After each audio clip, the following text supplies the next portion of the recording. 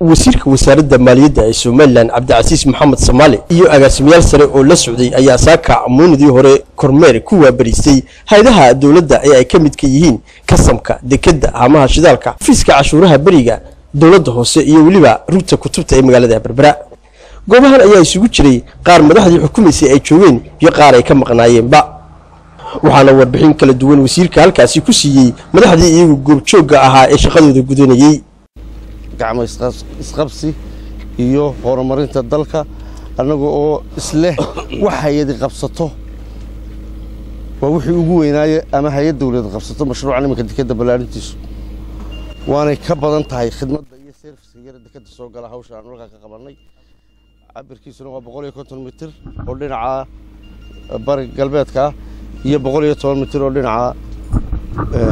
koonfurta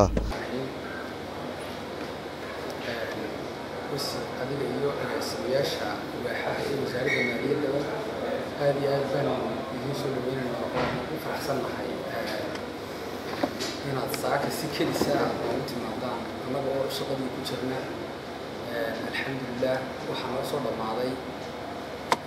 سنة ميزانية كي لبضة كون يو قفرية طبانكا شذا ساكي كديسكا نوغو تيمي حرمتها نوغو تيمي أما تيرمينال كاد نوغو تيمي وزير هدي أنو كاسي نور بحين رنتي وحكا سعودة سيدي أدوغين مشاريع دي أدو واد بلوضي oo maanta midhaheedii koobaad gurashadeedii ay taagan tahay wasiir halkan soo aragto waxa weeyaan Berbera Public Library halkan horteen wax ka muuqda kutubadii haday quraan kariimka ay tahay haday xadiistii tahay waxaan u maleynaa waxay noqonaysaa inaynu bilownahay in librariyada ama maktabada buugta la akhristo ee gobolada kale inay naga dayan doonaan hadaan reer Berbera nahay kormeerka wasiir Soomaali ee magaalada Berbera ayaa waxa barbar socday kordhin uu ku sameeyay lacagta sarifka cashuurta dawladda oo halka doolar la qaadi jiray 4500 oo shilin oo ka dhigay 5000 oo shilin oo Soomaaliland ah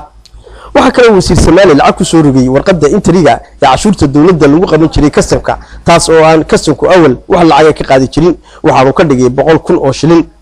lacagahan ayaa wasiir Soomaali markii saxaafaddu wax ka weydiisay uu ka gaabsaday intaasi kadibna wasiir Soomaali ayaa u mahadnaqay hay'adaha kala duwan ee iyagu shaqadooda gutay inagoo imika joogno goob kamida goobaha muhiimka ah ee magaalada Berbera waa dekadii iyo qaybtii cusbeyd ee dekada lagu kordhinayay aad iyo aad baan ugu mahadnaqayaa mas'uuliyiinta kala duwan ee dekada Berbera run ahaantii shaqada wanaagsan ee ay qabteen fidinta dekada qaybtan cusub iyo siday runtii uga shaqeeyeen iyadoo wali dhismaheedu u socdo oo qaybo kale ay ku kordhinayaan aad iyo aad baan ugu hambalyeynaa dekada iyo kastamada iyo waxyeena kala duwan ee qarankuba waa kuwa isdhamaystiraya